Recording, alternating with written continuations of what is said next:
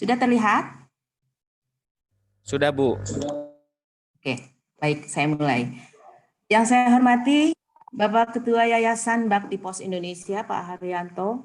Yang saya hormati Direktur Politeknik Pos Indonesia, Pak Agus Purnomo. Yang saya hormati dan saya banggakan Bapak dan Ibu peserta workshop instrumen SOP dan dokumen tracer study dan pengguna lulusan pada hari ini. Assalamualaikum warahmatullahi wabarakatuh. Waalaikumsalam. Selamat siang bagi kita semua.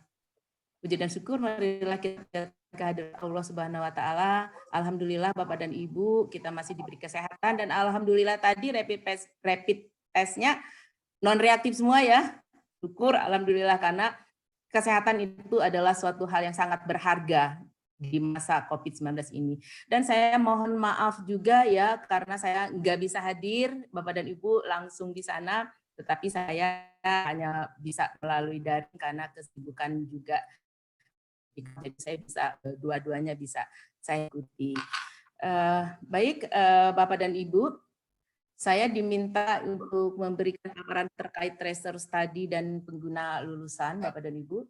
Sebelumnya saya ingin menyampaikan terlebih dahulu, pertama-tama saya ingin mengucapkan selamat kepada seluruh jajaran untuk Politeknik Pos Indonesia, terutama juga kepada Pak Direktur, Pak Ketua Yayasan, karena telah mendapatkan hibah ya, hibah penguatan dan pengembangan pusat karir. Lumayan cukup besar ya Bapak dan Ibu.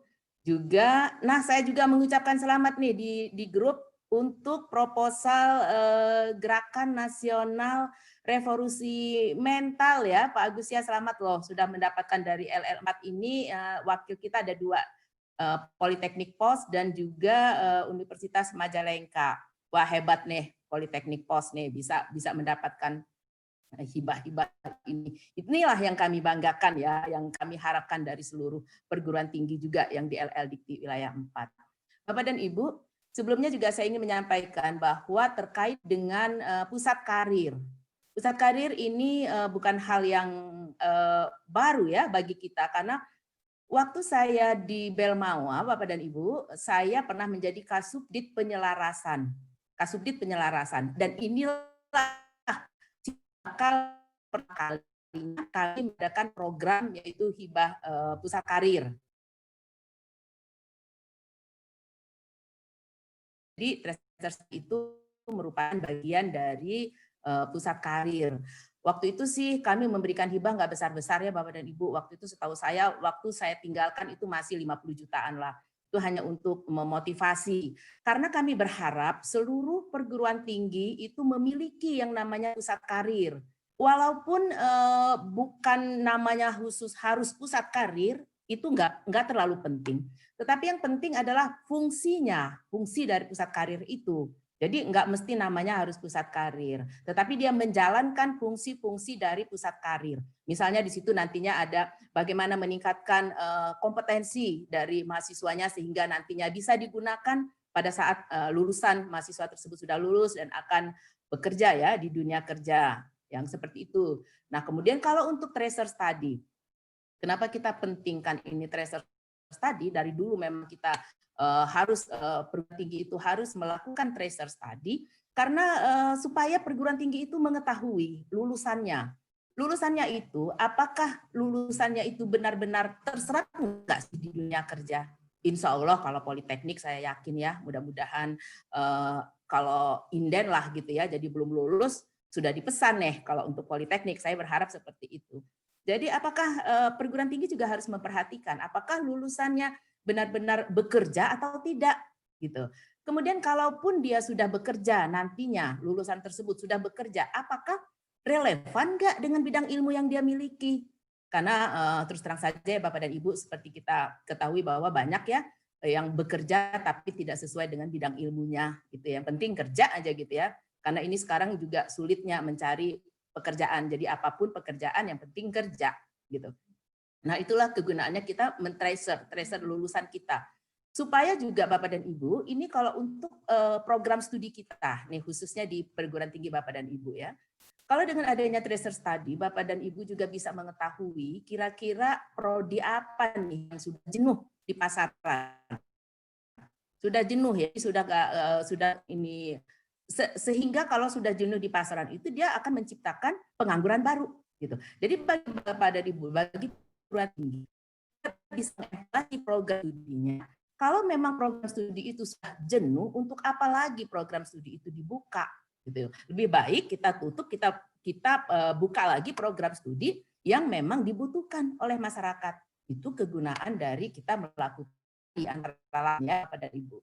Nah, jadi itu Ibu memang sekarang ini tracer study itu lagi kita sangat menjadi program prioritas lah bagi kita di Dikbud ya, terutama juga Mas Menteri juga kan, kalau Bapak dan Ibu pernah mendengar bahwa Mas Menteri itu menginginkan lulusan kita yang terserap di dunia kerja itu setidaknya 80% lah setiap lulusan itu. Itulah yang diinginkan. Oleh karena itu tracer study jadi penting ya.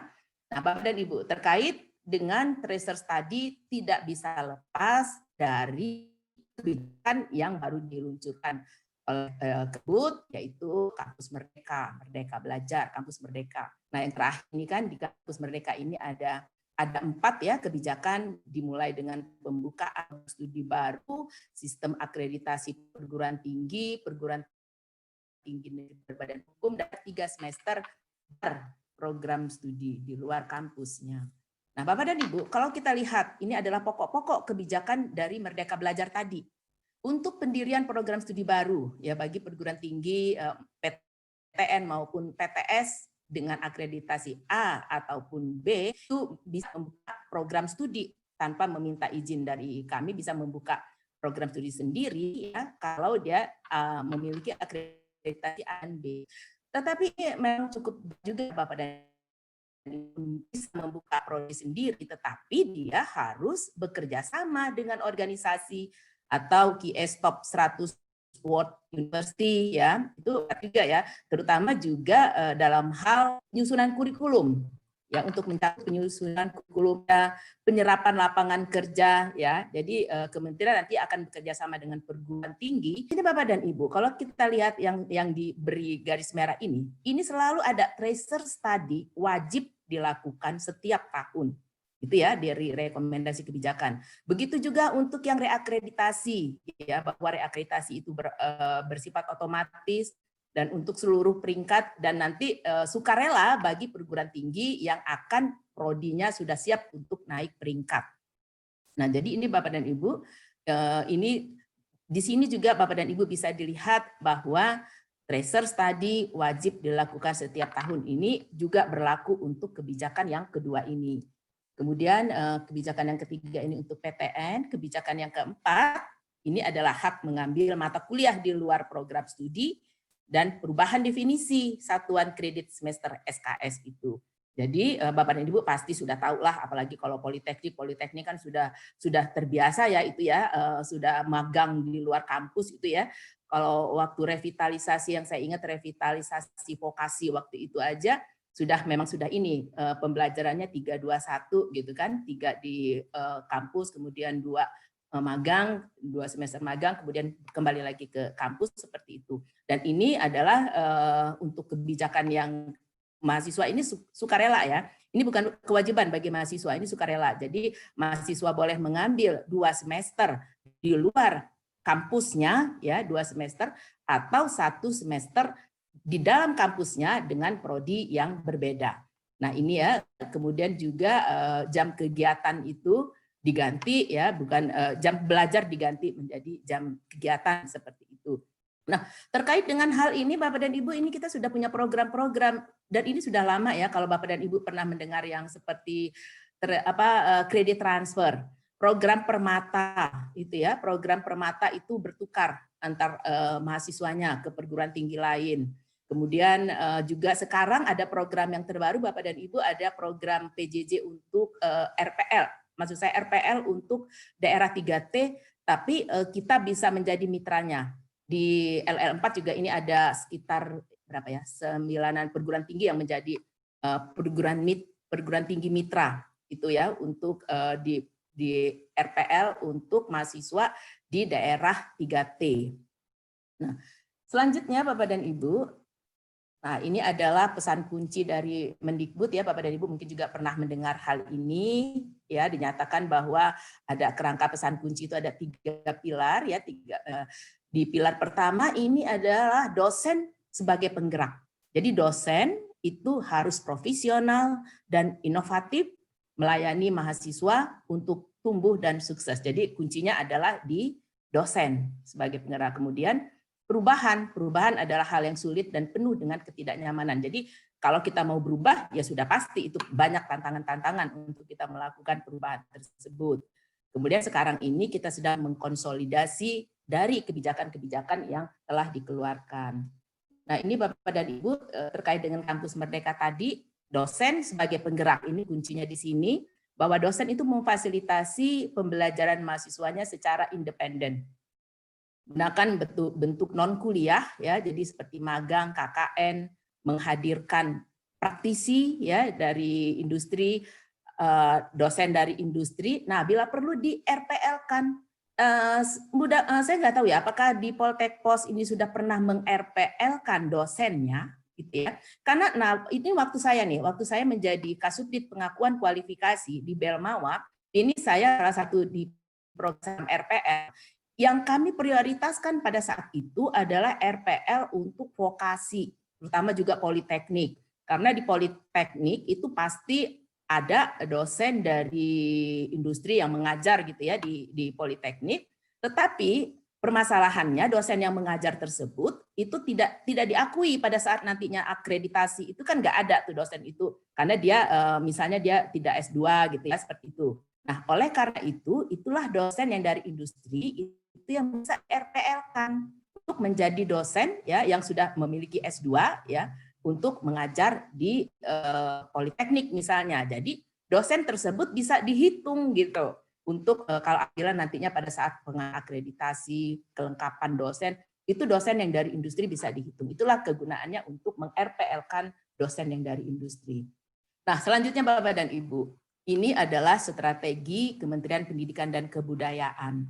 Ini supaya perguruan tinggi itu respon terhadap perubahan dan peningkatan kualitas SDM pendidikan. Yang pertama ini dengan adanya penyelenggaraan PJJ, pendidikan jarak jauh. Nah, ini sekarang ini benar-benar kita manfaatkan benar ya program PJJ ini yang tadinya belum banyak dikenal Bapak dan Ibu, tetapi tiba-tiba harus dengan terpaksa, dipaksa gitu ya Bapak dan Ibu ya, mau tidak mau kita harus ini melakukan dengan cara belajar secara online, secara jarak jauh begini. Kalau dulu ini memang belum banyak kita lakukan, walaupun untuk pendidikan jarak jauh ini sudah ada, permennya sudah ada gitu ya. Jadi bagaimana penggunaan teknologi pembelajaran secara daring. Orang suka mensalahartikan dengan kelas jauh. Ya, ini beda Bapak dan Ibu, ini bukan kelas jauh. Kalau pendidikan jarak jauh itu beda dengan yang namanya kelas jauh. Kalau kelas jauh itu memang tidak diperbolehkan, dilarang. Tetapi kalau untuk PJJ, pendidikan jarak jauh itu disarankan. Apalagi sekarang ini diwajibkan malah ya untuk pembelajaran secara daring. Nah, ini sudah ada waktu itu, waktu saya juga waktu di Belmawa, ini sudah ada khusus ya Kasubdit khusus untuk PJJ. Pada saat itu penerapan sistem pembelajarannya itu menggunakan SPADA ya, sistem dalam jaringan, kemudian pembelajaran dalam jaringan, kemudian juga pengembangan mata kuliah daring nasional. Jadi waktu itu malah ada hibah-hibah ya Bapak dan Ibu, hibah untuk membuat konten mata kuliah. Nah, kemudian para mahasiswa ini bisa mengambil mata kuliah secara daring dimanapun dia inginkan di seluruh Indonesia, bisa mengambil mata kuliah secara daring. Jadi perguruan tinggi juga bisa melakukan ini di dalam kampusnya sendiri ataupun bisa mengambil konten mata kuliahnya dari perguruan tinggi lain. Nah, itu sudah ada aturannya semua Bapak dan Ibu. Kemudian dengan reorientasi kurikulum di era industri 4.0 ini ya, melalui literasi baru. Di sini ada literasi data, literasi teknologi, dan literasi manusia. Kalau literasi manusia ini bisa dilaksanakan melalui program yang kita kenal dengan General Education. General Education itu adalah suatu revolusi mental mahasiswa di perguruan tinggi yang bertujuan untuk membentuk sikap lulusan yang memiliki moralitas tinggi, berbudi pekerti luhur, memiliki nilai sosial, toleran, empati, menghargai ragam budaya, dan cinta tanah air. Oleh karena itu, lulusan itu harus lebih memahami permasalahan yang dihadapi oleh bangsa Indonesia agar dapat menjadi warga negara yang baik dan berkontribusi bagi kehidupan bermasyarakat dan bernegara yang lebih bermakna. Nah, itu kemudian sudah dinyatakan bahwa nantinya diharapkan 5 tahun ke depan yang menjadi prioritas nomor 1 untuk dunia pendidikan di Indonesia ini adalah mencetak pemimpin masa depan, yaitu mahasiswa yang saat ini sedang berada di bangku kuliah saat ini. Jadi harus kita siapkan untuk menjadi pemimpin setelah lulus dari perguruan tinggi. Untuk mencapai hal tersebut, supaya lulusan kita bisa menjadi pemimpin masa depan, itu harus didukung oleh yang pertama, sumber daya manusia yang unggul. Sumber daya unggul berarti memiliki karakter sebagai pemimpin yang orientasinya ke depan dan bukan ke belakang, ya, menyelesaikan masalah dan bukan membuat masalah, optimis dan bukan pesimis. Nah, kemudian juga perguruan tinggi. Perguruan tinggi ini sebagai sebuah institusi bisa menjadi pengikat dan perekat semua resources yang dibutuhkan untuk membentuk mahasiswa untuk menjadi calon pemimpin. Kemudian yang ketiga adalah bagaimana proses pembelajarannya. Ya, harus ada kontrol, di bawah kontrol dan kendali penuh para pimpinan perguruan tinggi, dosen dan semua para ahli yang ada, ya, di perguruan tinggi. Jadi tidak ada alasan lagi perguruan tinggi untuk tidak bisa mencetak pemimpin yang berkarakter dalam kurun waktu 5 tahun ke depan. Nah, itu ya Bapak dan Ibu terkait dengan general education, kemudian juga lifelong learning. Nah, lifelong learning ini adalah bagaimana Bapak dan Ibu di perguruan tingginya bisa meningkatkan kompetensi dari mahasiswanya. Saya rasa kalau di Politeknik itu sudah ada untuk meningkatkan kompetensi dan mendapat sertifikat, ya. Karena memang waktu itu diwajibkan, ya, kalau saya nggak salah diwajibkan, ya, untuk Politeknik ini membuat yang untuk peningkatan kompetensi lulusan ini, ya, lembaga sertifikasi, ya. Jadi Politeknik dulu diminta itu sertifikasi. Jadi ini untuk menambah kompetensi dari para mahasiswanya sesuai dengan kebutuhan di zaman globalisasi sekarang ini. Nah, yang terakhir ini adalah percepatan penyediaan dosen melalui rekognisi pembelajaran lampau seperti yang sudah saya sampaikan tadi. Nah, Bapak dan Ibu, ini kalau kita lihat apa sih tujuan pendidikan tinggi, ya. Tujuan pendidikan tinggi adalah manusia yang beriman, bertakwa kepada Tuhan Yang Maha Esa, berakhlak mulia, sehat, berilmu, cakap, kreatif, mandiri, terampil, kompeten. Wah, ini banyak sekali, ya. Banyak sekali yang harus dilengkapi ini untuk dari pendidikan tinggi. Nah, yang paling penting ini adalah pada saat prosesnya. Proses di dalam pelajaran untuk menghasilkan lulusan yang kita inginkan, dimulai dari penerimaan mahasiswa baru, kemudian juga pada saat mahasiswa yang paling penting dilihat adalah bagaimana kurikulumnya, terkait juga dengan capaian pembelajaran. Nah, waktu itu saya juga menangani nih untuk CP, capaian pembelajaran. Itu harus setiap program studi harus punya ini yang namanya capaian pembelajaran. Karena nantinya lulusannya ini harus mengacu pada capaian pembelajaran yang sudah ditetapkan oleh masing-masing perguruan tingginya. Ya, kemudian juga tridharma dari perguruan tinggi, pengabdian pada masyarakat, ini di dalam proses pembelajarannya. Sehingga nantinya hasil yang diharapkan adalah menghasilkan lulusan yang ini tadi, manusia yang beriman dan bertakwa kepada Tuhan Yang Maha Esa, semuanya ini lengkap yang diinginkan tadi, itu akan bisa dicapai apabila kita sudah memenuhi proses-proses pembelajaran seperti ini. Kemudian yang tadi yang saya sampaikan dengan adanya lembaga sertifikasi tadi, ya, bisa mendapatkan sertifikat yang nantinya sertifikat tersebut bisa masuk ke dalam namanya yang SKPI, ya, Bapak dan Ibu pasti sudah tahu, ya, surat keterangan pendamping ijazah, karena nanti lulusannya itu kan tidak hanya mendapatkan ijazah,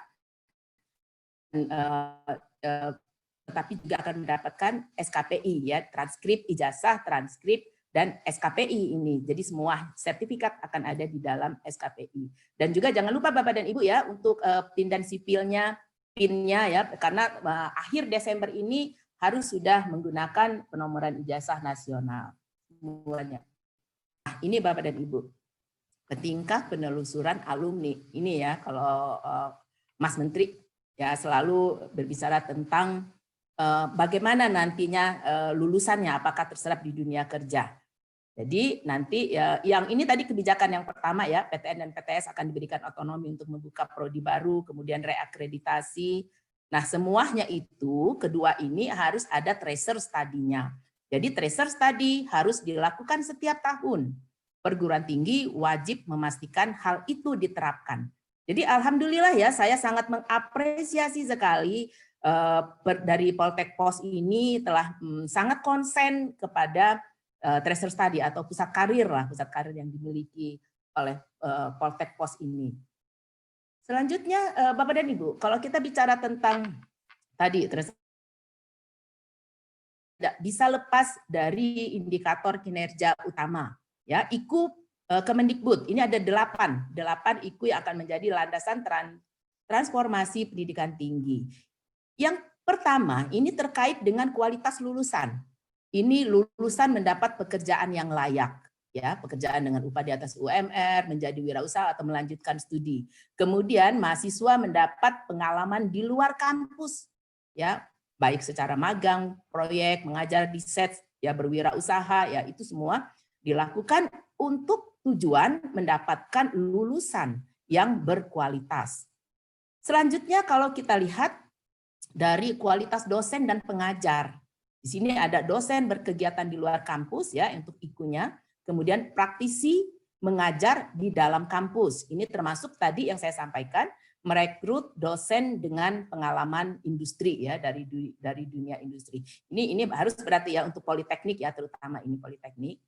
Kemudian hasil kerja dosen itu digunakan oleh masyarakat, dapat rekognisi internasional, hasil riset dan pengabdian yang bisa dimanfaatkan oleh masyarakat.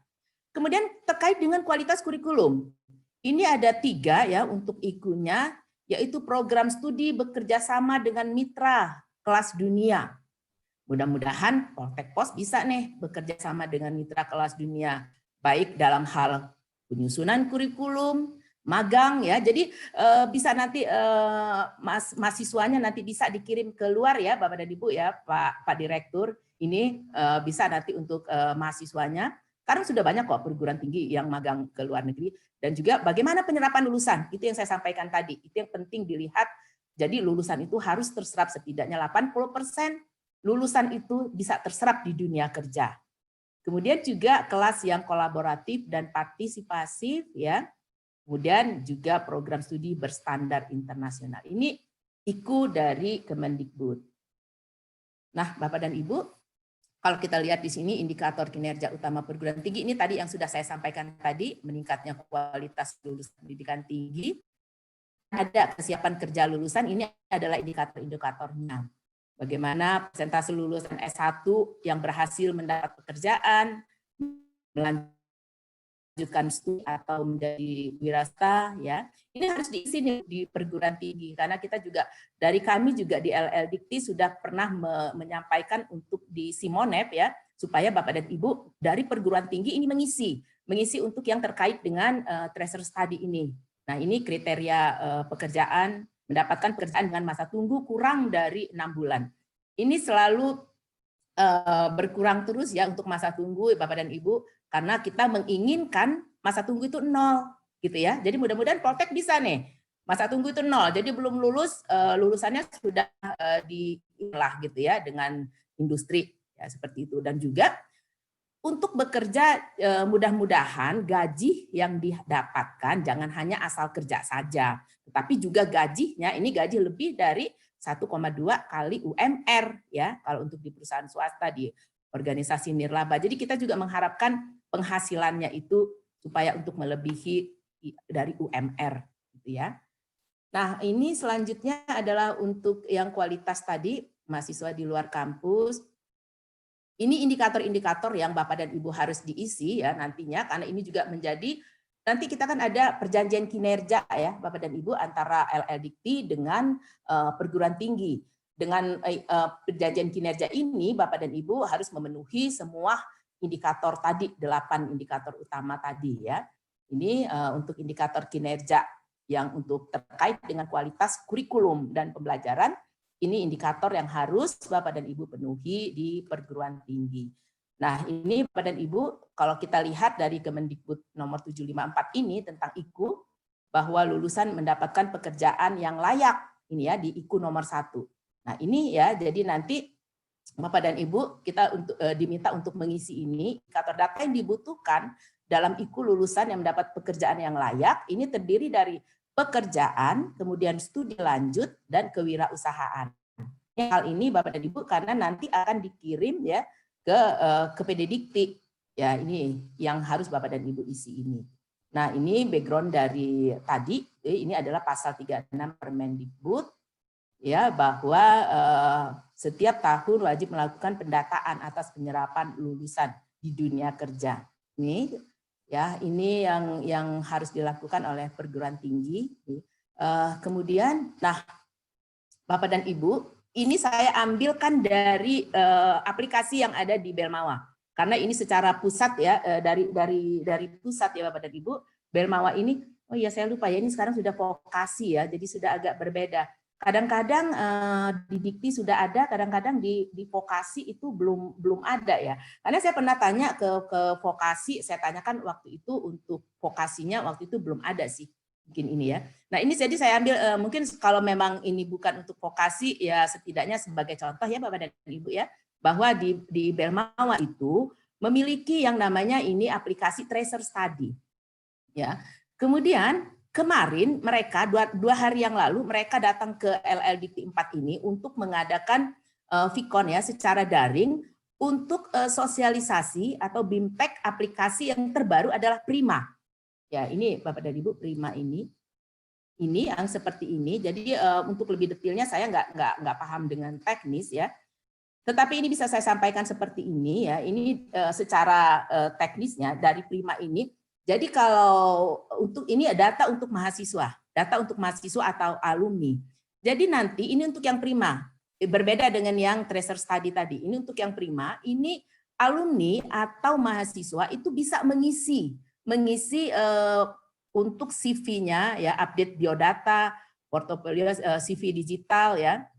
Ini bisa langsung diisi oleh perguruan mahasiswa tersebut dan mahasiswa itu bisa mengupdate langsung apa yang telah diisi. Nah, nanti perguruan tinggi itu juga harus memverifikasi gitu. Jangan sampai data yang ada itu dibuat-buat atau dilakukan oleh bukan mahasiswa tersebut. Itulah kegunaan dari perguruan tinggi untuk melakukan verifikasi. Ya, kemudian perguruan tingginya ini melacak alumni, kemudian mengukur indikator luaran. Ini yang harus dilakukan oleh perguruan tinggi. Kemudian ini juga nanti di situ ada Dundi ya, dunia usaha, dunia industri itu bisa mendapatkan sesuai dengan portofolio yang diinginkan. Gitu ya, karena ini nantinya bisa dilihat oleh publik ya, ini ada di Direktorat Alumni gitu ya, ini bisa dilihat oleh publik dan semua data ini akan ada langsung di PDDikti ya, semua data ini.